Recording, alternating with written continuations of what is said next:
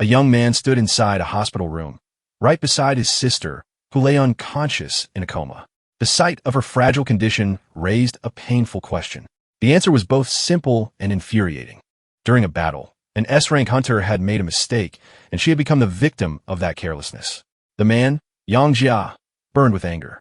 Until now, he had never been a hunter, but something within him had awakened, something strange and unsettling. It felt almost as if fate itself, or perhaps even God, was guiding him toward revenge. Outside the hospital room, his father was equally furious. The Hunters Association had sent a representative, offering a deal, compensation of 1 lakh rupees, to cover the girl's medical expenses. But Yang Jia's father rejected it outright. He didn't want money. He wanted justice. He wanted the hunter responsible to come in person and apologize. At that moment, Yang Jia stepped in. Calmly, he told the representative that they would accept the money, but only if the hunter personally came to apologize. The representative immediately dismissed the idea, claiming it was impossible. Hearing this, Yang Jia smiled faintly. So, this was the so-called famous hunter, someone who thought money alone could fix everything. They needed the money for Fei Fei's treatment, but that didn't mean they would let the matter go. Yang Jia promised that he would take justice into his own hands. To an outsider, it would seem impossible. After all, how could someone as weak as him stand against powerful hunters? But neither the man in the suit, nor even his own father knew the truth. Yang Jia was no ordinary person anymore. He had awakened a hidden and terrifying ability, the power to steal the abilities of others. In fact, he had already tested it once, on his own sister, and it had worked perfectly. Later that evening, as the representative left the hospital, he made a phone call. He reported that everything had been settled, even though it required an additional $1 lakh in compensation. On the other end, Bing Chu Jr. casually responded, as if it was just a trivial amount. He even praised Lawyer Wang and instructed his secretary to transfer the money later. After the call ended, Lawyer Wang sighed, thinking about how comfortable the hero's life must be. He wished he could awaken an ability himself. Meanwhile, Yang Jia returned to his sister's bedside. Looking at Fei Fei, he softly told her not to blame him for signing the contract. She understood their family situation better than anyone, but he reassured her she didn't need to worry. He would uncover the truth. He refused to believe that this incident was just an accident. Some awakened individuals didn't deserve to be called heroes at all, and he would change that. Yang Jia was a trainee reporter, a normal man whose life had been shattered by an A-rank hero's mistake. His sister, Yang Fei Fei, was now lying in a coma because of it. To carry out his plan, he distanced himself from his parents and moved to the Mingyu area. After settling into his new apartment, he was greeted by 2 girls. One of them introduced herself cheerfully as Ding Luan. The other, sitting on the sofa, was Jay. There was also a 3rd roommate who hadn't returned yet. Ding Luan asked for his name, and he introduced himself as Yang Jia. She suggested they celebrate having a new housemate, but Jay mentioned that the 3rd roommate was a student who would be at the library tonight, so they could go without her. However, Yang Jia declined. He had just arrived and felt exhausted. All he wanted was rest. He entered his room, lay down on the bed, and pulled out his phone. A video of heroes fighting monsters had gone viral, and countless explanation videos about abilities had surfaced afterward. Although he couldn't recall exactly when it began, dark portals had suddenly appeared all over the world. From these portals, monsters emerged and attacked humanity. The only reason the planet survived was because of people with special abilities, those who were called heroes. To prevent misuse of these powers, a law had been passed. Only hunters who passed official tests and received a hero certificate were allowed to use their abilities. Yang Jia opened a specific video, the one where his sister had been injured. After watching it carefully, he sighed. So far, he hadn't found anything suspicious, but he decided he would analyze it again tomorrow. Then he checked the time. It was already 2:30 in the morning. Startled, he realized he needed to brush his teeth and shower quickly, since he had a busy day ahead. As he stepped out of his room, he noticed a drunk girl staggering nearby. He assumed she must be the 3rd roommate. Trying to be polite, he greeted her. The girl, barely conscious, asked if she could use the restroom. Moments later, she rushed inside, vomited, and then passed out in the toilet. Concerned, Yang Jia approached her and asked if she was all right or needed help. But the girl warned him that men shouldn't get too close to a woman in such a state. Unsure of what to do, Yang Jia went to Ding Luan's room and knocked on her door. When she opened it, she asked why he was still awake so late. He apologized for disturbing her and explained the situation, asking if she could help since she was also a woman. But Ding Luan dismissed it casually. This wasn't the first time it had happened. She told him to just leave the girl there and get some rest, since it was already late. With that, she shut the door. Yang Jia realized that he was the only one who could help. He returned to the girl and tried to wake her, but she didn't respond. Apologizing in advance, he gently lifted her into his arms. At that exact moment, a system notification appeared before his eyes. An ability had been detected, brain overload. Yang Jia immediately understood. This girl also possessed an ability. The system provided a detailed description. It was an A-rank ability that temporarily overloaded the brain, greatly enhancing computational power. It had good potential, although its owner seemed unaware of it. After placing the girl on the sofa and covering her with a jacket, Yang Jia observed her quietly. She seemed intelligent. If she studied properly, she could become exceptional. Even so, he decided to take her ability, but someday he would repay her for it. The system confirmed that the brain overload ability had been successfully stolen. Yang Jia then wondered what effect it would have on him. The system explained that both brain overload and his existing mental attack ability belonged to the same category, mental abilities, and asked if he wanted to merge them. Without hesitation, he agreed. The system announced the successful fusion. A new D+ rank ability was born, Superbrain. It automatically launched mental attacks and significantly enhanced his ability to calculate and deduce. However, it was also described as a double-edged sword that needed to be used wisely. After reading everything, Yang Jia realized something important. With this ability, he could analyze the video of his sister's incident far more effectively and uncover hidden clues. The next day, someone knocked on his door. Still half asleep, Yang Jia opened it and found the same girl from last night. She returned his coat, the one he had used to cover her, and thanked him for helping her. She introduced herself as Lin Naishue. Taking his coat back, Yang Jia recognized her. She looked completely different now, calm and innocent, nothing like the drunk girl from before. He told her it was nothing, just a simple act of kindness. He then introduced himself as Yang 11. But suddenly, he remembered something. He had stolen her ability. Even though she didn't seem to notice anything unusual, he felt slightly uneasy. Since he also possessed a pulling type ability, he asked if she felt all right or if anything seemed off. Lin Naishue smiled gently and reassured him that she was fine. She was already used to it, so he didn't need to worry. Just then, a man barged into the room, calling out loudly. He looked at Lin Naishue and teasingly asked Yang Jia if he had started dating someone behind his back. Annoyed, Yang Jia told him to stop talking nonsense and clarified that she was just his neighbor. The man, surprised, introduced himself properly. His name was Fan Peng, Yang Jia's friend and colleague. Lin Naishue greeted him politely, asking him to simply call her Naishue. Fan Peng then began bragging about his own ability. He could take photos and videos with his bare hands, making him perfect for capturing beautiful moments. But before he could continue, Yang Jia interrupted, saying they were getting late for the editorial office. Fan Peng tried to protest, claiming he hadn't finished speaking, but Yang Jia dragged him away anyway. At Lugong Publishing Company, Yang Jia immediately began reviewing the video again. Activating his super brain ability, he watched it repeatedly, analyzing every detail. This movement, something about it feels strange, he muttered. But before he could continue, Fan Peng nudged him and teased him for not being interested in flirting with girls, especially someone as beautiful as Lin Naishue. If Yang Jia wasn't going to make a move, he gladly would.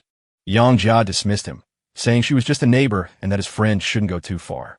Fan Peng laughed, claiming that turning a flatmate into a bedmate was easy, and he could even teach him how. Before the conversation could go further, a loud alarm echoed through the area. A monster had appeared. Both of them jumped from their seats and rushed to the window. And there it was, a one-eyed assassin-type monster. The government quickly issued an announcement urging all citizens to head to the nearest shelter. Heroes were already on their way. Soon, a hero arrived on the scene, reassuring everyone not to panic. After all, the famous B-rank hero, known as Spicy and Sour Noodles, had already arrived. He declared confidently that he wouldn't let anything happen to the city. The crowd erupted with relief and excitement. Their hero had come to save them. Fan Peng zoomed in on the image of the one-eyed assassin and analyzed it carefully. He explained that the monster didn't just possess incredibly strong defenses, it also had a terrifying working in coordination with 18 spider-like entity. Defeating such a creature would be extremely difficult. In fact, he doubted that the so-called superhero, Spicy and Sour Noodles, would be able to win it all. Turning around, Fan Peng began repeating the information to Yang Jia, but Yang Jia was no longer there. Slightly surprised, he muttered that Yang had run off unusually fast. Still, he continued watching from the window, thinking to himself that most people were weak and perhaps it was time to make some money using his own ability. At that moment, another hero arrived on the battlefield, Fiery Butterfly. She approached the scene and asked if help was needed. Spicy and sour noodles immediately responded, saying she had arrived at the perfect time and should begin attacking the monster. Fiery Butterfly nodded in agreement. Meanwhile, a live broadcast of the battle had already begun. The hosts were Director G and Manhwa. Director G commented that Spicy and Sour Noodles was a melee-type hero, but when he first appeared, he had been known for being selfish and narcissistic. Manhwa, surprised, questioned why Director G would describe such a popular hero in that way. Director G calmly explained that Spicy and Sour Noodles needed to eat a bowl of spicy and sour noodles to activate his ability. Because of this, he usually only appeared after other heroes had already weakened the monster significantly. Then he would step in and finish it off. Mao Huang smiled, saying this was exactly what he expected from Director G, someone who always revealed information others didn't know. Director G told him to stop chatting and focus on a live fight. Back on the battlefield, the battle intensified. Fiery Butterfly asked Spicy and Sour Noodles to step aside, then launched a powerful attack using her flames. The presenters continued commenting excitedly as the fight progressed. Mao Huang confidently announced that the monster was about to be defeated, but Director G immediately disagreed. Mao Huang, confused, asked why. Director G explained that monsters were intelligent, and so far, he hadn't seen even a trace of panic in this one. As Fiery Butterfly stopped her fiery assault, everyone saw the shocking truth. The monster wasn't defeated. It wasn't even injured. Spicy and Sour Noodles then revealed that the monster had evolved. It now possessed a fireproof shield. Fiery Butterfly grew anxious and turned toward him, asking if he could hold out longer. Reinforcements would take time to arrive. At that moment, Spicy and Sour Noodles recalled the conversation he had with his director. He had been warned that his career as a professional hero had reached a critical turning point. If he wanted to rise higher and become one of the company's top stars, he couldn't afford to lose now. A single failure could damage his reputation, and the company might shift its resources to newer heroes. The thought terrified him. He couldn't lose his position. He wouldn't allow it. Determined, he pulled out a strange blue pill and swallowed it. Watching from afar, Yang Jia felt a sense of familiarity. He was certain he had seen that blue pill somewhere before. At that very moment, the monster suddenly grabbed Fiery Butterfly. She screamed, calling for help as she struggled to escape. The live broadcast zoomed in on the horrifying scene, and comments began flooding in. One viewer wrote that everyone already knew Spicy and Sour Noodles could only maintain his peak power for 15 minutes. Another user begged for any hero to come and save her. Fiery Butterfly continued to struggle, crying out that she didn't want to die. Then suddenly, one of the monster's tentacles was torn apart. Fiery Butterfly was released. It was Spicy and Sour Noodles. Mao Huang slammed his fist on the table in excitement, shouting that it was incredible. Even though the hero was only supposed to sustain his combat form for 15 minutes, this time he had surpassed his limits. He was stronger than ever. Overjoyed, Mao Huang even jumped from his chair, declaring that the hero hadn't grown weak at all. Director G, however, remained calm, noting that something about this was unusual. Before he could elaborate, Mao Huang cut him off angrily, telling him not to speak as if he were the one-eyed assassin attacking the hero. On the battlefield, Spicy and Sour Noodles stood directly before the monster and declared that it was time to end the fight. The monster lashed out with all its tentacles, but the hero grabbed them and challenged it, asking if that was all it could do. At one point, he was buried under falling debris, but he forced his way out with sheer strength. Then, tearing apart all the monster's tentacles, he finally defeated it. However, the victory came at a cost. His strength was completely drained. Blood spilled from his mouth as he collapsed to the ground. Fiery Butterfly rushed to him. Visibly shaken, she stared at him in fear and asked what that pill had done to him. Grabbing his shoulder, she demanded to know what was happening. Struggling to maintain control, Spicy and Sour Noodles forced a smile and reassured her that he was fine. He had simply overused his power. Relieved, she told him he had scared her. Around them, the crowd erupted into cheers. People shouted about how reliable heroes were, praising Spicy and Sour Noodles for being so cool. At the same time, many expressed their admiration for Fiery Butterfly as well. Watching from a distance, Yang Jia thought the situation was finally over. He would need to return and prepare the news report. But something still bothered him. That blue pill. He couldn't forget it. Then his eyes shifted to the corpse of the one-eyed monster, and suddenly, something moved. A smaller creature emerged from within the body. Yang Jia narrowed his eyes. Was that a smaller one-eyed killer? A clone? The small monster was furious. It leaped out and rushed straight toward him. Yang Jia immediately analyzed the situation. The creature's physical and elemental defenses were extremely high, meaning its weakness was likely mental attacks. The small one-eyed killer muttered that it would take revenge on spicy and sour noodles once it found a new host and gathered enough energy. Then it noticed Yang Jia. Its tone changed. This young man looks perfect. He will become my host. Yang Jia adjusted his glasses calmly. So you sent yourself here? He said coldly. Good. Now your ability will become mine. In the next moment, he absorbed its ability. The small one-eyed assassin collapsed and died instantly. Nearby, Fiery Butterfly sensed something unusual. She turned, realizing that someone had used an ability. Meanwhile, Yang Jia picked up the corpse and muttered that it was fortunate this was only a weak clone. Even though its weakness was mental attacks, a D+ rank mental ability alone wouldn't normally be enough to kill it instantly. As he extracted its power, the system notified him. Ability acquired, B rank Fire Shield. It provided protection against fire attacks below B rank and significantly enhanced physical defense. It was an extremely useful tanking ability. After reading the details, Yang Jia remarked that it was like an invisible armor covering the surface of the body. While every ability had a weakness, this one seemed exceptionally reliable. At that moment, Fiery Butterfly began searching for the source of the energy. Who's there? She called out. Yang Jia quickly hid behind a nearby building, thinking that it wasn't time for anyone to discover him yet. Fiery Butterfly landed close to his hiding spot, sensing a strong flow of psychic energy. She was certain someone had been there. Then suddenly, a man stepped out from behind the building. Were you looking for me? He asked. It was Yang Jia, now wearing a mask. Startled, Fiery Butterfly asked what ability he had just used and whether he was a hero. She had never seen him before. Without answering directly, Yang Jia tossed the corpse of the small one-eyed killer at her feet and said casually that he was just a passerby who had helped her. She stared at the corpse in shock, realizing it was indeed a clone of the one-eyed killer. In her mind, she was conflicted. This man had effortlessly defeated such a dangerous creature, yet he wasn't a registered hero. Using abilities without authorization was illegal. As Yang Jia turned to leave, she stopped him. She declared that he had used abilities unlawfully and must come with her to the Hero Association for investigation. Yang Jia reminded Zhao. Do you really think you can stop me? He asked. Enraged, Fiery Butterfly insisted that his actions violated the law and she had every right to take action against him. Still unfazed, Yang Jia questioned whether heroes truly treated ordinary people this way. He then caught one of her small fire butterflies in his hand and crushed it. Walking past her, he asked quietly, Now, is it my turn to attack? Fear instantly took over her face. Terrified, she flew back. Yang Jia muttered to himself about spicy and sour noodles and that blue pill. The hero he had seen the other day on the glacier must have used the same thing. Removing his mask, he made a firm decision. He would uncover the entire truth.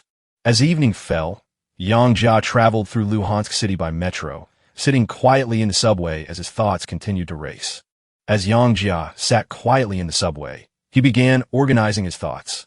For now, he decided that he should stop collecting abilities recklessly and instead focus on developing his brain reboot ability. At the same time, he needed to investigate the mysterious blue pill. Just then, a man brushed past him, offering a faint apology as he walked by. A moment later, Yang Jia casually ran his hand over the seat beside him and froze. His backpack was gone. His eyes widened as he immediately stood up, scanning the surroundings. Muttering to himself, he tried to recall what had just happened. Where was that man in the rooster costume? Was it really the same person in the jacket? Had he disappeared? But the train hadn't reached the next station yet. There was no way he could have gone far. Could it be someone with an invisibility ability?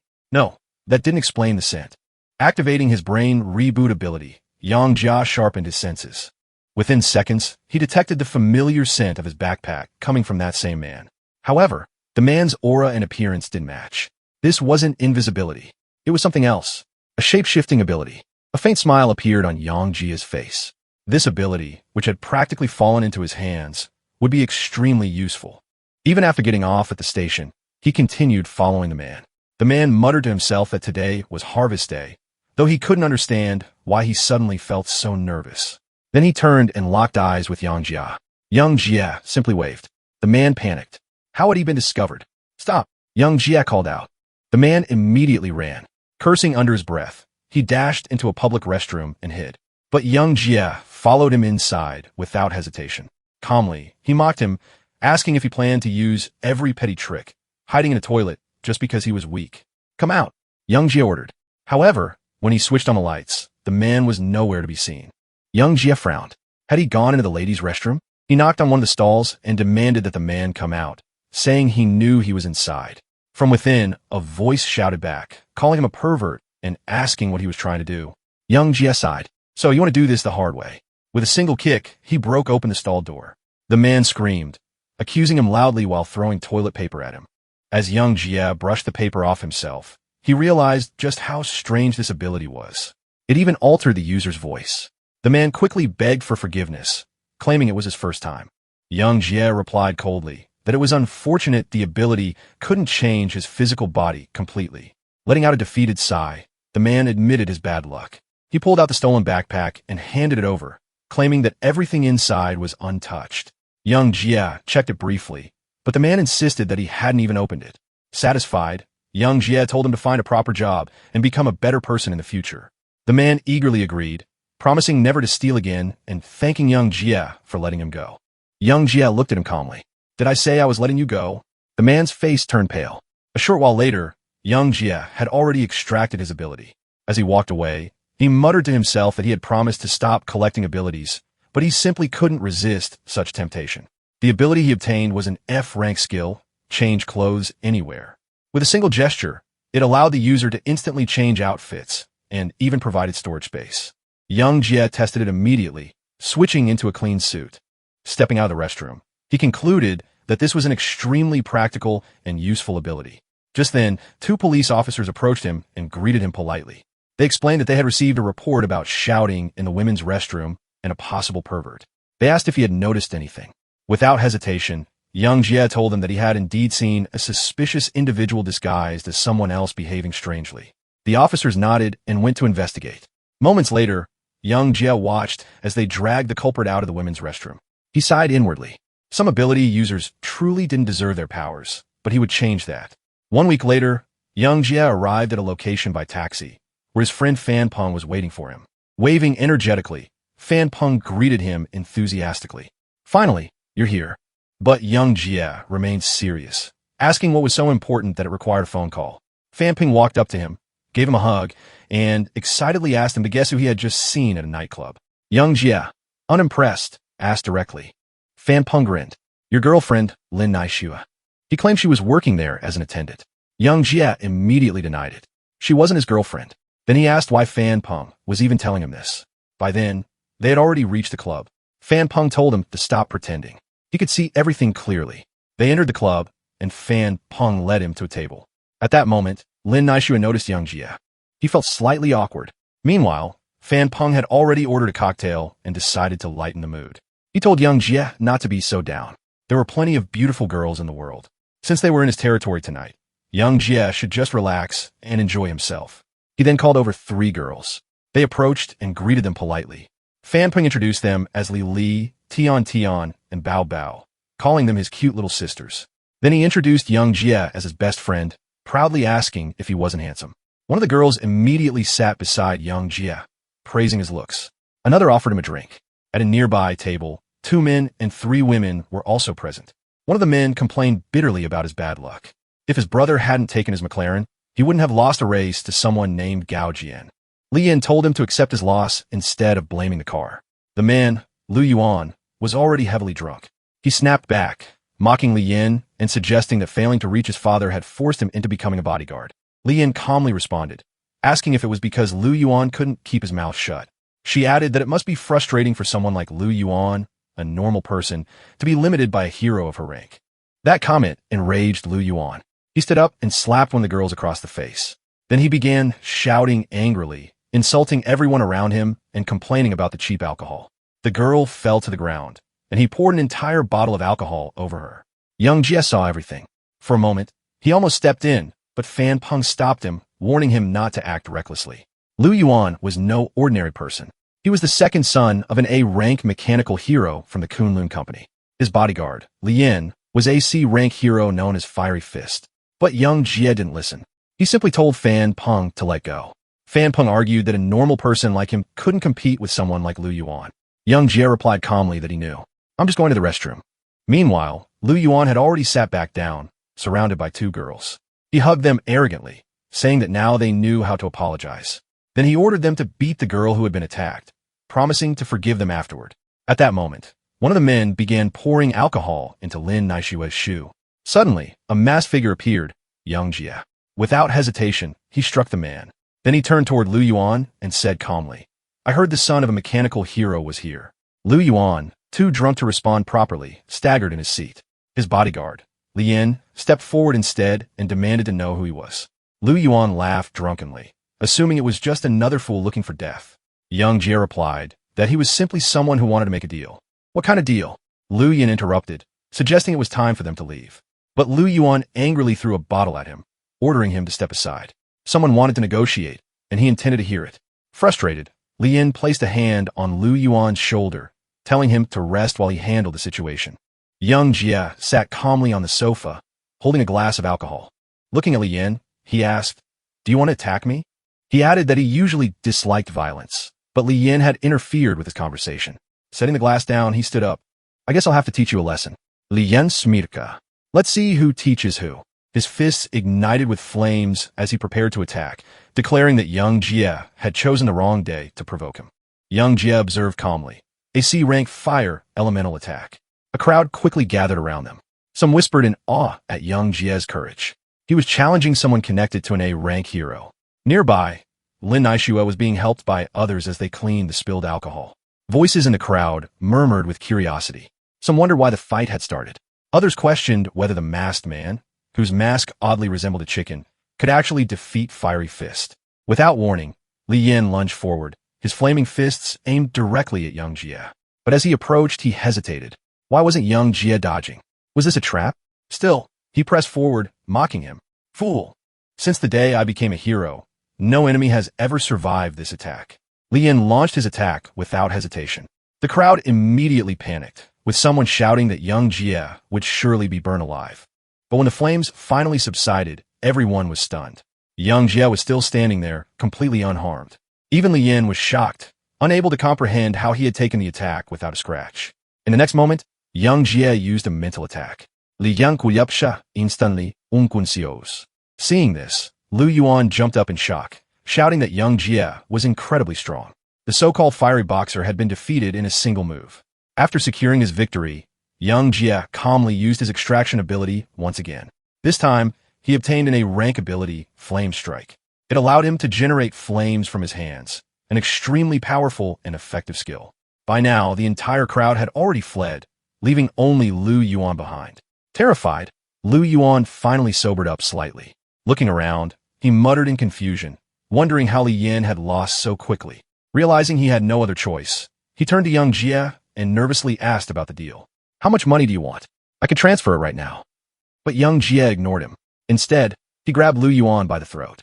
Gasping for air, Lu Yuan shouted that Young Jie had no idea who his father was. Young Jie replied coldly, "Your father is a mechanical hero, so what?" Lu Yuan threatened him, saying that if he was killed, his father would never let Young Jie go. Pulling him even closer, Young Jie said calmly, "I'm not going to kill you." Then with a chilling tone, he added, "But do you know what I want to offer you?" Struggling to breathe, Lu Yuan asked what he meant. Young Jie released him and asked a simple question, "Do you want ability?" Lu Yuan froze, stunned. "What? Ability?" Young Jie threw a piece of paper toward him. "If you want it, come alone to this address in 7 days. With that, the matter was settled. Later, Young Jie called Fan Peng. Fan Peng sounded worried, saying he thought Young Jie had disappeared. He asked why he hadn't called. Young Jie replied calmly that the bar had been too noisy, so he had stepped outside for some air. Then he asked what was going on. Fan Peng excitedly said that Young Jie had missed an incredible show. He was on his way to meet him and would explain everything. He even suggested grabbing barbecue together. Young Jie agreed, saying he could eat anything. As he ended the call, he thought to himself, the first part of his plan was complete. Now, he just had to wait for Lu Yuan to take the bait. If things went as expected, he could begin investigating the Kunlun company from within. He silently promised his sister, Fei, that he would soon uncover the entire truth. Meanwhile, at the Hero Association, several heroes had gathered to review footage of the incident at the bar. The mechanical hero asked for everyone's opinions. Ice Adventure commented that the masked man had used his hand like a blade, defeating Fiery Boxer instantly, suggesting his level might be extremely high.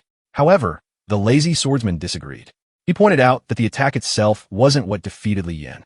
The moment the masked man made a simple motion, Li Yin had already lost. Mo Long placed a report on the table an injury assessment from the identification department. As everyone read it, their expressions changed drastically. They were shocked. Fiery boxer's ability is gone? The mechanical hero confirmed that it appeared to be true. The lazy swordsman frowned, questioning where such a person, someone capable of erasing abilities, had come from. Mo Long explained that as far as he knew, only S-rank heroes possessed such power. The mechanical hero asked if he suspected a specific individual. At that moment, the glacial adventurer stood up abruptly, rejecting the idea. The person they were thinking of, Transporter, was an old man nearing death. There was no way he could appear like this. Mo Long concluded that the Kunlun Company wouldn't be able to handle this matter alone and would need to report it to the Hero Association. But the lazy swordsman raised another concern. Someone with such a unique power would inevitably be treated as nothing more than a weapon by a company. The mechanical hero then made a decision. They would not report this immediately. For now, this would remain their company's secret. Elsewhere, Lu Yin lay on his bed deep in thought. He kept replaying Yang Jia's words in his mind. Abilities. Could he really obtain one? That man had called it a deal. But what exactly did he want in return? Taking out the paper again, Lu Yin stared at the address. Then he clenched it tightly. No matter what happened, in just 2 more days, he would gain power, and nothing else mattered. Meanwhile, Yang Jia met Fan Peng again, this time at a museum. Fan Peng immediately asked why he had been called there so suddenly. Yang Jia explained that he wanted to learn more about monster. If he ever encountered one, it would be easier to escape. Or perhaps, he wondered silently, could he extract the power of an S-rank monster? As they entered the museum, Yang Jia teased Fan Peng, saying it seemed like he had come to flirt with girls rather than study monsters. Fan Peng laughed, claiming that only beautiful girls came to places like this. Ignoring him, Yang Jia pointed toward a massive exhibit. It was an S-rank monster, 7m tall and 12m long. It had been one of the earliest monsters to appear, unleashing devastating electrical attacks that had paralyzed Lugan City. During that disaster, 5 A-rank heroes, 13 B-rank heroes, and 27 C-rank heroes had died. Standing before its statue, Yang Jia explained that he planned to write an article about its attack. Fan Peng admired its immense power. Meanwhile, Yang Jia wondered, what if he could extract that terrifying strength? He reached out toward the statue, but suddenly a guard stopped him. Yang Jia quickly introduced himself as a journalist and showed his identification, explaining that he was researching monsters. The guard glanced at the card and replied that he could observe, but not touch. Yang Jia and Fan Peng exchanged a glance. Then, cleverly, Fan Peng distracted the guard by asking absurd questions about beautiful girls, completely confusing him. While the guard was distracted, Yang Jia quickly reached out again. The system activated. Extraction process started. He could feel the power, but extracting it was far more difficult than before. After some effort, he finally succeeded. Extraction complete. But when he checked the results, he froze. The ability he obtained was only E-rank lightning. It could merely generate a small electric sphere, useful for charging a phone. Yang Jia was deeply disappointed. He had extracted power from an S-rank monster and received something so weak. He began to suspect that the monster's long-dead state had weakened the result. Perhaps the reason he succeeded before was because that monster had still been alive. After wandering through the museum, he concluded that there was nothing truly useful here. Still, he couldn't give up. That evening, back in his room, he reviewed everything he had obtained. 3 weak abilities. An F-rank ability that created a temporary clone lasting 1 minute. An E-rank lightning ability. And another F-rank ability that could influence people to become interested in him. Looking at them, he felt uneasy. These powers were far too weak. Then a thought crossed his mind. If abilities could be merged, could they also be destroyed? Deciding to test it, he attempted to dismantle one using his C-rank fire ability. The first attempt failed, but after trying again, he succeeded. The system announced that the ability had been broken down into its most basic form, dark energy. A stable, fundamental, cube-like substance. Holding the dark cube in his hand, Yang Jia realized something astonishing. Abilities could be reduced to their core components. And if that was true, then perhaps they could also be rebuilt or even strengthened. Without hesitation, he experimented again. This time, enhancing an ability using the dark energy. It worked.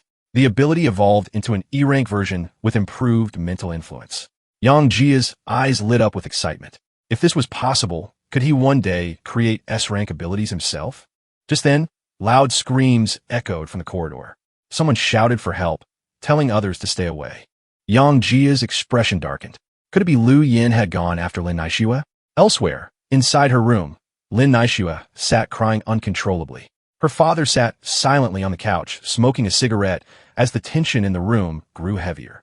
Lin Naishue confronted her parents, her voice trembling with pain and anger. Her father tried to explain that they hadn't intended to deceive her. But before he could finish, Yang Jia stepped into the room. Lin Naishue demanded answers. Had her father really lied about being seriously ill just to get money from her? Did he have any idea how desperate she had been after hearing that news? She had worked non-stop for shifts a day just to send money as quickly as possible. At that moment, her mother joined the conversation and revealed the truth. Her brother needed money to buy a house, a car, and even to get married. Altogether, it would cost nearly $1 million. Lin Naishue was devastated. So you really tricked me just to get money? She asked, her voice breaking. Her father tried to justify it, saying they thought she would do what she could first and they would find other ways later. After all, their family lineage couldn't simply end with them. But Lin Naishue saw through everything. Was this just a way to bring me home and sell me to some man I don't even know? Her mother stepped closer, trying to comfort her. She insisted that the man wasn't bad, that he was honest and would treat her well. That was the final straw. Lin Naishue snapped. What's wrong with you? She shouted. Do you even know where that 50,000 came from? The money I sent you last week. Her voice shook as she revealed the truth. She had been working as a bartender. And more than that, she had become an escort. Her parents were horrified. Her father stood up in rage, accusing her of disgracing the family. In his anger, he raised his hand to strike her. But Lin Naishue didn't back down. Go ahead and hit me, she said bitterly. Those clients have already hit me harder than you ever could. Before the situation could escalate, Yang Jia stepped in and stopped him. He told her father that everything could be discussed calmly. After all, she was still their daughter. But her father, blinded by anger, demanded to know who Yang Jia thought he was interfering in their family matters. Yang Jia observed him carefully. There was no regret in his eyes. However, when he glanced at Lin Naishue's mother, he sensed something different. Regret. That was enough for him. Deciding to intervene, Yang Jia activated his C-rank human control ability. Almost instantly, Lin Naishue's mother stepped forward and struck her husband, shouting that enough was enough. She blamed him for pushing their daughter into such a life. Then she embraced Lin Naishue tightly, apologizing through tears, saying that no matter what, she was still her precious daughter. Her father finally fell silent. After a long pause, he sighed and admitted his mistake. He declared that from now on, the brother would earn everything himself. Lin Naishue, still emotional, said that it was enough as long as they understood their mistakes now. After all, who in this world wouldn't feel guilty for hurting their own family? Hearing her words, Yang Jia was reminded of his own sister lying in the hospital. The next morning, Lin Naishue accompanied her parents to the railway station to see them off. She told them to take care, promising to visit during the new year. Her mother smiled gently and reminded her to take care of herself and to stop doing dangerous or foolish things. After they left, Lin Naishue turned to Yang Jia and thanked him sincerely for his help. Yang Jia handed her a cup of coffee and said he hoped her brother would come to his senses. That would be far more valuable than any money she could send. Lin Naishue smiled mischievously and asked him to come closer. Confused, Yang Jia leaned in slightly and she kissed him on the cheek. Blushing, she thanked him once again. That night, Yang Jia put on his suit and headed out again. He arrived at a monster corpse processing center, a heavily guarded facility filled with the remains of monsters. For him, this place was a gold mine. It would allow him to acquire new abilities far more easily. However, getting inside wouldn't be simple. As a large transport vehicle passed by, Yang Jia slipped underneath it, holding on tightly, but he soon realized he wasn't alone. A girl was already there. She signaled him to stay quiet. Yang Jia was surprised. Was she also trying to infiltrate the facility? He greeted her casually, calling it quite a coincidence, but the girl didn't seem pleased. She sarcastically replied that her luck must be terrible to run into someone like him. She introduced herself as Kian Dodo, a representative of the Fahai Trade Guild, and stated that they would follow the rules of the field and rely on their own abilities. Yang Jia gave a brief introduction in return. As the vehicle approached the unloading area, Kian Dodo warned that she couldn't jump off safely alone. Yang Jia told her to hold on tightly. She grabbed him, and together they jumped down. Once they landed, Yang Jia cleared his throat and asked how long she planned to keep hugging him. Embarrassed, Kian Dodo immediately let go, her face turning red as she snapped back defensively. Sneaking inside, they entered a processing room filled with monster corpses. Kian Dodo noticed Yang Jia's curious expression and asked if he was new to this kind of work. He nodded, jokingly calling her big sister and saying he would follow her lead. She smirked, saying that since he was so polite, she wouldn't stop him from tagging along. They approached a massive werewolf corpse. Ki and Dodo explained that her boss needed white fur from its chest, so they had to carefully cut it out. She showed him a small box, proudly explaining that her storage ability could hold many items. Yang Jie internally mocked the name of such a powerful space-related ability. As Ki and Dodo turned away, Yang Jie secretly used his extraction ability. He obtained a D-rank ability, metal transformation. It allowed him to reshape metal freely. Suddenly, an alarm blared. Both of them froze.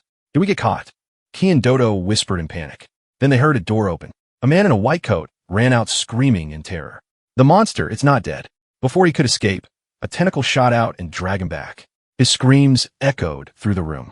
Yang Jie and Ki and Dodo quickly hid in another chamber. Trembling, she clung to him, asking what was happening. But before they could react, another tentacle struck.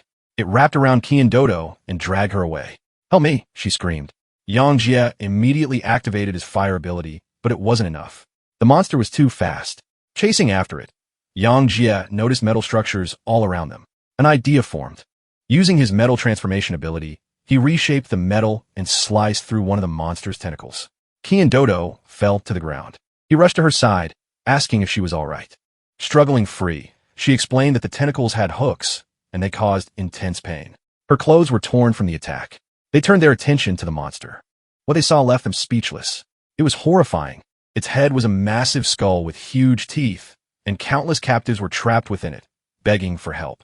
Tentacles extended from its body, even from its eye sockets. For a moment, both of them were too shocked to speak. Regaining his composure, Yang Jie used his metal ability again to defend against incoming attacks, but Ki and Dodo warned him that this approach wouldn't work for long. They needed a better strategy. She was terrified, convinced they were going to die. Yang Jie scanned the surroundings desperately. Then, he noticed several containers of petrol. An idea sparked.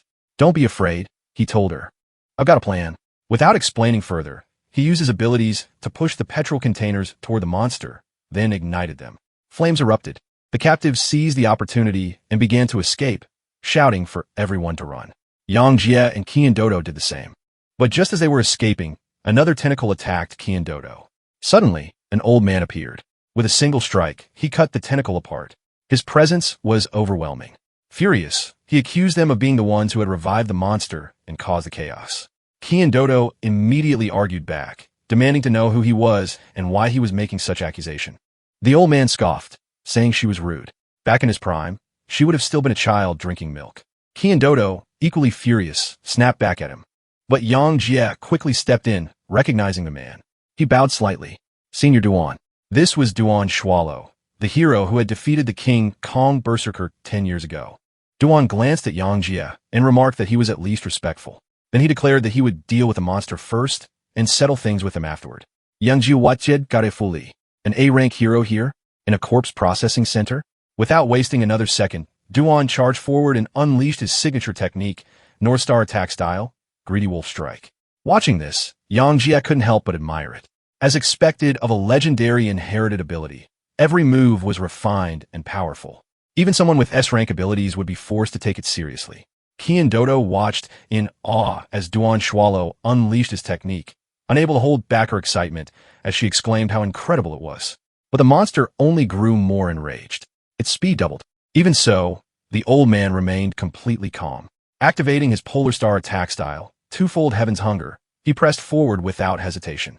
Then, drawing upon the power of heavenly water, he launched his final assault. The monster was defeated. After the battle ended, Duan Shualo turned his attention back to Yang Jie and Ki and Dodo. Pointing at them with a cold gaze, he declared that now it was their turn. Yang Jie immediately noticed the sharpness in his eyes filled with determination and killing intent. Calmly, Yang Jie explained that they were not the ones who had revived the monster, but Duan Shualo didn't believe a single word. He scoffed, calling it nonsense, and stating that Yang Jie's presence alone was suspicious. Ki and Dodo quietly asked Yang Jie if he was confident he could defeat the old man. Yang Jie replied honestly, no more. Then he asked her what she intended to do. Ki and Dodo hesitated, then handed him a piece of equipment. This is armor made from a B-rank monster, she said quickly. It should help you. I'll support you. Yang Jie put it on, thinking to himself how absurd the situation had become. Somehow, it reminded him of his sister. At that moment, Duan Shualo charged forward again, shouting as he attacked. Yang Jie managed to defend himself. To his surprise, the armor was incredibly durable. It could even withstand Duan's powerful strikes. The two clashed fiercely. Yang Jie activated his brain reboot ability, sharpening his perception. Under its influence, Duan's attacks seemed slightly slower, but it still wasn't enough to overpower him. Duan attacked again, declaring that he had already figured him out. Yang Jie realized that he wouldn't survive at this rate, so he made a bold move. He used his human control ability. Duan froze for a brief moment. He looked at Yang Jie with surprise and asked if he had actually stopped his movement. Yang Jie replied calmly that he had no choice. Otherwise, he would have been in danger. Duan mocked him, calling it a cheap trick used by petty thieves. In response, Yang Jie used his metal transformation ability to form a sword. Their blades collided. Each of Duan's strikes carried overwhelming force. Yang Jie could only rely on his control ability to create small openings, just enough to avoid being cut in half. A crowd began to gather, watching the intense battle. Someone whispered in shock, "That's Duan Schwallow. Is that masked man a rank 6 hero from the Weapon God Zone?" Hearing this, Yang Jie silently wondered, "Weapon God? What was that?" Suddenly, Duan stopped.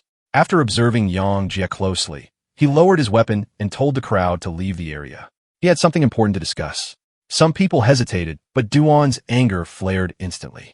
"Didn't you hear me?" he barked. Terrified, the crowd scattered immediately. He and Dodo glanced at Yang Jie and said she would wait for him outside. Now alone, Yang Jie asked Duan what he wanted to say. Duan looked at him and spoke calmly. "I know you're not a weapon god. Your techniques don't match theirs. Only your metal ability resembles that level." He continued, saying that despite that, Yang Jie possessed multiple abilities, which already made him extraordinary. Someone like him wouldn't come to a place like this just to steal fur. Then Duan asked, "Did you come here searching for the secrets of this world?" Yang Jie was confused. "What secrets?" But instead of questioning him directly, he decided to play along. "Yes," he answered. Duan laughed. "You're young and ambitious. Good. Someone like you deserves to know." He placed a hand on Yang Jie's shoulder and revealed the truth.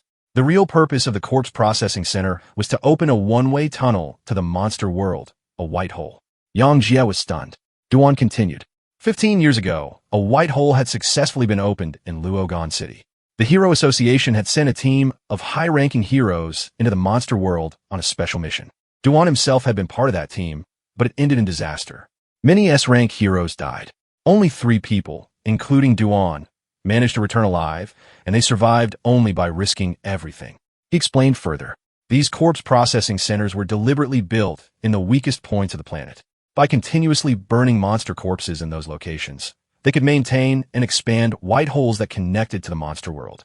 Yang Jie listened carefully, then asked about the revived monster they had just encountered. Duan lowered his voice. "That's not something we can reveal to the public." He explained that it was a mutated monster, one that had been affected by the white hole. Then he added something chilling. Humans on this planet were like prey trapped by hunters. Only by gathering the strongest forces of humanity could they hope to fight back. After revealing everything, Duan turned away and told Yang Jie to leave. No matter which organization he belonged to, he should remember one thing. To the day, inside an office building, a woman reported to the director that Duan Shirao had acted recklessly by revealing such secrets. The director remained calm. Even if he hadn't said it, other organizations would have discovered it sooner or later. Secrets like this can't be hidden forever. She then informed him that a video conference from headquarters was ready. During the call, it was revealed that over 25 participants had already gathered. The condition for discussing a Category S case had been met. They needed to decide, should they reveal the truth to the Hero Association? Meanwhile, Yang Jia returned to the hospital to visit his sister, Yang Fei. Looking at her, he quietly asked what she knew. He had learned a bitter truth that day. Elsewhere, people whispered about the earlier battle, wondering if Yang Jia had truly fought Duan Shirao. Qian Dutu approached him and asked if he was all right. Yang Jia knew he couldn't reveal his abilities, so he simply said he was fine. Then he asked her to look into his eyes. Confused, she asked why. In that moment, Yang Jia activated his human control ability. He commanded her to forget that he had used fire and metal abilities. Instead, she would remember only that she had given him the armor and that he owed her 10,000. With a snap of his fingers, the effect was complete. Qian Dutu blinked, then smiled in relief, saying she was glad he was safe. Later, Yang Jia sat with his sister and told her everything. He even mentioned Qian Dutu, describing her as someone similar to her, kind and fond of money. He silently vowed that after avenging her, he would find a way to awaken her. That evening, back in his room, Yang Jie used his metal transformation ability again. This time he created something new, a star absorption ring. Then he prepared another plan. He couldn't reveal his true strength to others, so he would create a separate identity. Using his abilities, he crafted a new set of clothing, a persona called Snake. This identity would have different powers, C-rank lightning and fire-based attacks. It would appear as though he was part of a larger organization, an organization called Judges. Their purpose? To punish corrupted heroes. With everything ready, Yang Jie went to meet Lu Yuan. When he arrived, Lu Yuan was asleep. Without hesitation, Yang Jie kicked him awake. Startled, Lu Yuan lashed out in anger until he realized who it was. Immediately, he apologized, saying he had been tired. Yang Jie thanked him for coming, noting that he had clearly believed his offer.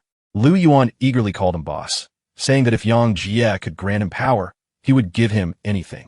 Money, status, even women. Yang Jie pushed him away coldly. I'm not interested in that. Then he said, gaining power is simple. Just look into my eyes. Lu Yuan agreed.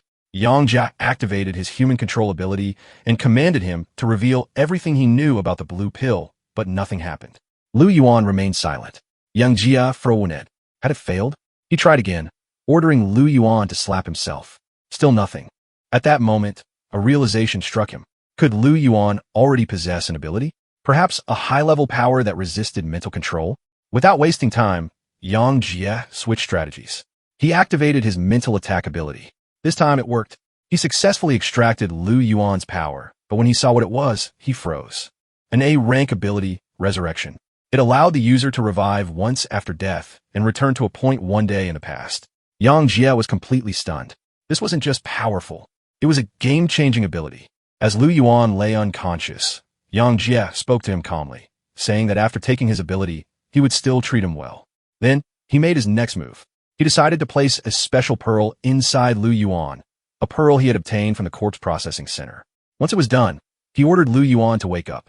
Lu Yuan suddenly jolted awake and immediately demanded that Yang Jie give him power. But then he paused, confused. When did I fall asleep? He asked. Yang Jie brushed it off casually, saying he had simply been too tired. Then holding up his hand, Yang Jie showed him a ring. Have you seen this? He asked. Lu Yuan nodded. Yang Jie explained that it was a star absorption ring, created by his organization. It could extract power factors from others. Lu Yuan was stunned. Can't really do that. Yang Jie continued, explaining that the organization used special methods to turn those power factors into medicine that could grant abilities even to ordinary people. He then took out a bottle and tossed it to Lu Yuan. Lu Yuan stared at it suspiciously.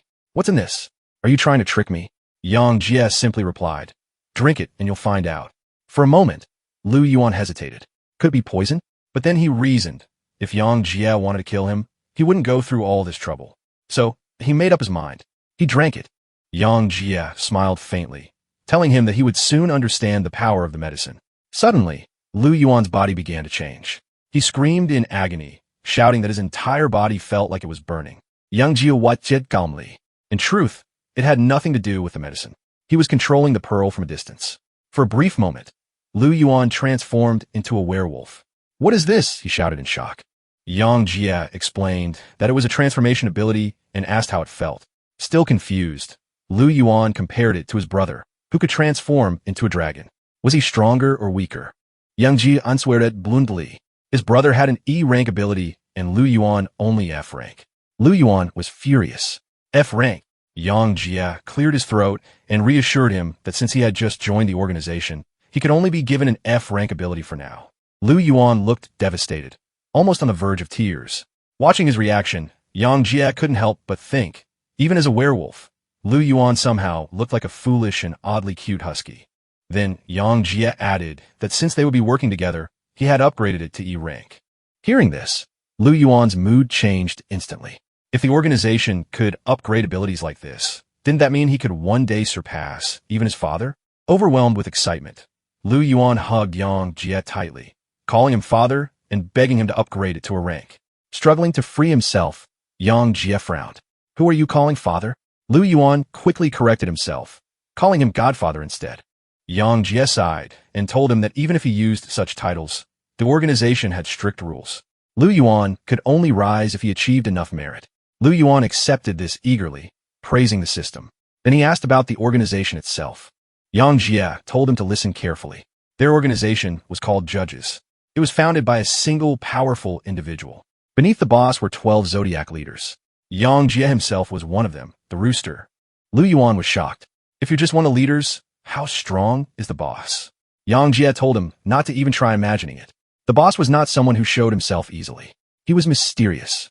Eager to prove himself, Lu Yuan asked how he could earn achievements quickly. Yang Jie replied that it was simple by completing tasks assigned by the organization, and he already had one for him. Using his identity as the young master of the company, Lu Yuan needed to investigate something, the blue pill. Lu Yuan asked what kind of pill it was. Yang Jie explained that it appeared to enhance a person's abilities, and that was exactly why he was interested in it. Lu Yuan's eyes lit up. If such a pill truly existed, it would be incredible. But Yang Jie warned him not to get any dangerous ideas. A hero had already used it once and had accidentally harmed an innocent person. Lu Yuan nodded, saying he understood. Then he asked, who was it? Yang Jie answered calmly, an A-rank hero from their company, Glacial Adventurer. Lu Yuan was shocked. That guy? He always looked so cool. Yang Jie told him that once he gathered enough information, they would meet again. And at that time, he would reward him with a D-rank ability. Lu Yuan agreed immediately. As Yang Jie walked toward the exit, he suddenly stopped. There was one more thing. The medicine only lasts for 1 week. Lu Yuan froze. That meant he had very little time. The next day, Yang Jie was walking through the city when something caught his attention, a public notice. He stepped closer to read it. Someone was searching for a person described as a man in a black robe with a white mask. If anyone had information, they were to contact Tan Daodu. Her phone number was listed. Yang Jie was stunned. Without thinking, he tore the notice down and walked away, muttering to himself. He hadn't expected that girl to have such resources. As he turned a corner, he noticed a group of people approaching. Among them, Tan Daodu. But something seemed off. Curious, Yang Jie decided to follow them quietly and listen in. Soon, 3 individuals surrounded Tan Daodu. She demanded to know who they were. One of them told her to listen carefully and return their young master's sword. Confused, she denied knowing anything about it. But the masked man in the group lost his patience, accusing her of tricking their young master. She had exchanged his sword for fake jewelry. Another warned her that if she wanted to live, she should hand it over immediately. He didn't Nearbi, Young Jilistanet Garefuli. Muramesa, an S-rank weapon. Could it really be in her possession? Meanwhile, Tendaudu realized something. If the sword was truly that valuable, she wasn't going to give it up easily. She pulled out a small box and began acting again, pretending ignorance. Yang Jie couldn't help but think how weak her excuse sounded. Anyone could tell she was lying. The tension escalated. One of the attackers activated a 3-knife army-style ability, while another used doppelganger shadow style. Yang Jie immediately recognized them, inherited abilities and likely above C rank. But Tendaudu didn't back down. He pulled out a weapon, a katana, and then suddenly threw it away while laughing, declaring that once something belonged to her, she wasn't obligated to return it. At that moment, the female attacker stepped forward. She possessed an A-rank ability, Snow Woman. Suddenly, a freezing storm engulfed the area. Tandodo froze in place, unable to move, and fell to the ground in pain. The woman approached her coldly and demanded the sword again, but even then, Tandodo refused. Instead, she did something unexpected. She threw the sword toward Yang Jia. "This sword is yours now," she declared. Yang Jia caught it, slightly surprised. He thanked her, realizing she had already noticed his presence. But honestly, the sword looked worn and unimpressive. He couldn't understand why anyone would fight over it. Tandodo, embarrassed, admitted she hadn't expected to be chased over it, either. At that moment, the woman shouted that the two of them were clearly working together. She ordered her men to capture Yang Jia. Instantly, 4 men surrounded him. One of them lunged forward, attacking while hurling insults. The battle was about to begin, and Yang Jia suddenly realized something was wrong. The sword he was holding was draining his mental energy. His body began to move on its own. "Is my body acting by itself?" he wondered in shock. Without even trying, he swung the blade, and the man in front of him was cut cleanly into 2 pieces. Yang Jia froze. "What the hell is happening?" he muttered. Before he could process it, another attacker lunged at him from behind. But once again, the sword moved almost instinctively, neutralizing the threat. The man collapsed to his knees, begging for his teacher to save him. Yang Jia Soed no hesitation. He extracted the man's ability. It was a C-rank ability, 3-sword style, sun and moon. As he absorbed it, the female attacker activated her power and launched an attack toward him. Yang Jia immediately realized at this rate, he might be forced to use his resurrection ability. But just then, a sudden green light illuminated the entire sky. Everyone was stunned. "What is that?" people shouted. Yang Jia narrowed his eyes. "Is that the light of despair?" Even Kian Dodo was shocked. "Is that the lazy swordsman?" Alongside him appeared another hero. Mo Long stepped forward and addressed the girl, saying that while her group's actions in the 6th region was unacceptable, the girl responded coldly, saying they were simply reclaiming what was rightfully theirs, and that others were misusing power. Dodo pointed at her angrily, declaring that the sword had been given to her by her master, and now belonged to her. The girl quickly assessed the situation. 2 high-ranking heroes had arrived. She couldn't win, but she didn't show any fear. Instead, she continued using her freezing ability and turned toward the heroes. If you return what belongs to us, I'll leave Lugon City and spare my life, she said. Mo Long laughed. No one said you could leave. He made it clear that the 1st region wasn't a place one could enter and leave freely. Then he turned to Lazy Swordsman, stating that the girl was his responsibility, while he himself would test Yang Jia's abilities. Lazy Swordsman warned him not to go too far, as the company intended to recruit Yang Jia. But Mo Long had already stepped forward. Yang Jia raised a sword to defend himself, but the moment Mo Long struck, Yang Jia was sent flying backward. Dodo gasped in concern. Mo Long looked unimpressed. Is that all you've got? Meanwhile, the girl activated her absolute zero ability. At the same time, Lazy Swordsman unleashed his wind-based sword technique, deflecting her attacks and striking her down. However, he calmly stated that he hadn't actually killed her. Dodo protested, insisting she had clearly fallen, but Lazy Swordsman shook his head. It was just an illusion. She escaped. Soon, they noticed something else. Yang Jia was gone too. In reality, Yang Jia had hidden himself behind a nearby building, cursing the sword. It had drained nearly all his energy. How was he supposed to survive now? Then a thought struck him. If this sword came from a monster, could he extract an ability from it? Without hesitation, he tried. The system responded, extraction successful. He gained 2,500 units of dark energy. Then, breaking the sword down into black cubes, he realized something important. Even though he couldn't extract a direct ability, the material itself provided a massive amount of dark energy. If the sword originated from an S-rank monster, then these cubes were incredibly valuable. Thinking ahead, he asked himself, what kind of power would he need to face something like a dragon? Taking an ability sphere, he activated the system. The result, D-rank ability, metal transformation. But he didn't stop there. He tried again. This time he succeeded. An A-rank ability, metal control. Within a radius of 1,000 m, he could control all metal up to a maximum weight of 100,000 tons. The system even described it simply. He had become something like an Iron Man. At that moment, the girl sensed the change. Yang Jia could now feel everything, cars, buildings, structures, every piece of metal around him. Finally, he had the power to truly fight. Just then, the girl attacked him from behind, but Yang Jia sensed it instantly and deflected her attack. She continued attacking relentlessly, but every strike was pushed back effortlessly. Fear began to creep into her eyes. How is this possible? She whispered. Yang Jia stepped forward and grabbed her. She demanded that he let her go, but he remained calm. He even added, almost casually, that he tended to be gentler when dealing with women. Before she could react, Yang Jia used his extraction ability. He took her power, an A-rank ability, Snow Woman.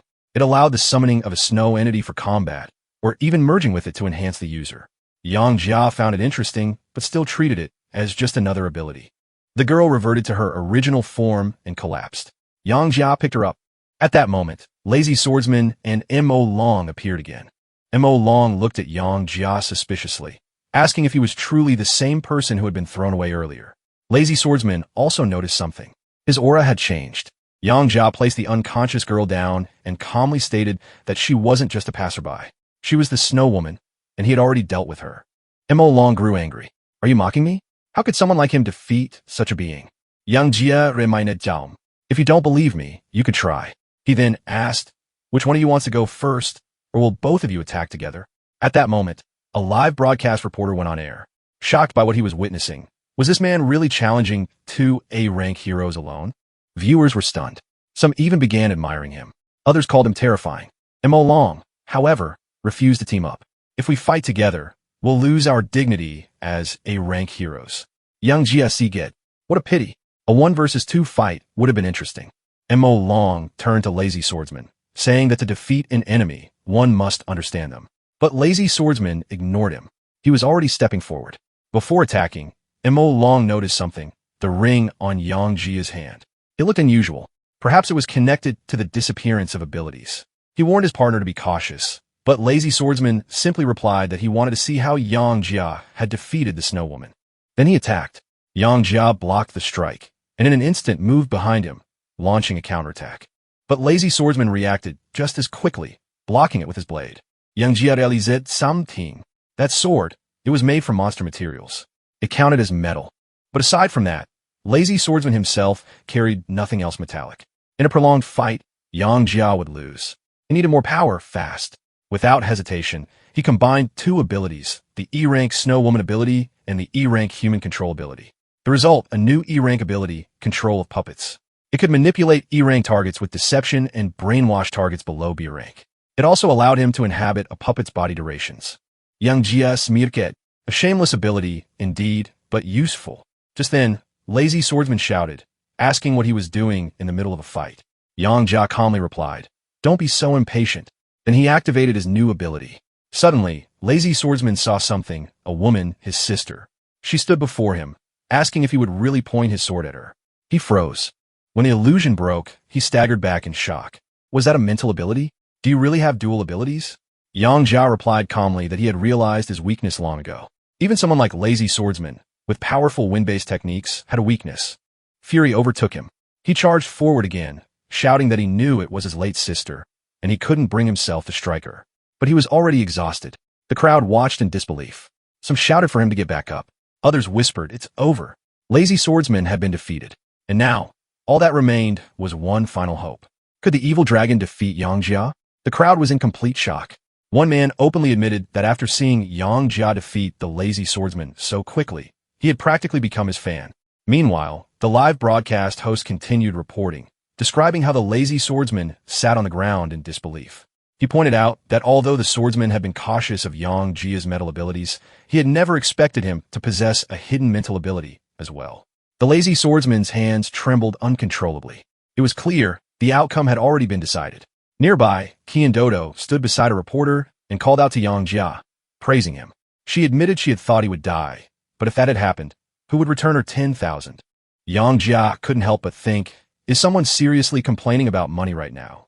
Mo Long walked over to the defeated Lazy Swordsman and told him he had done well.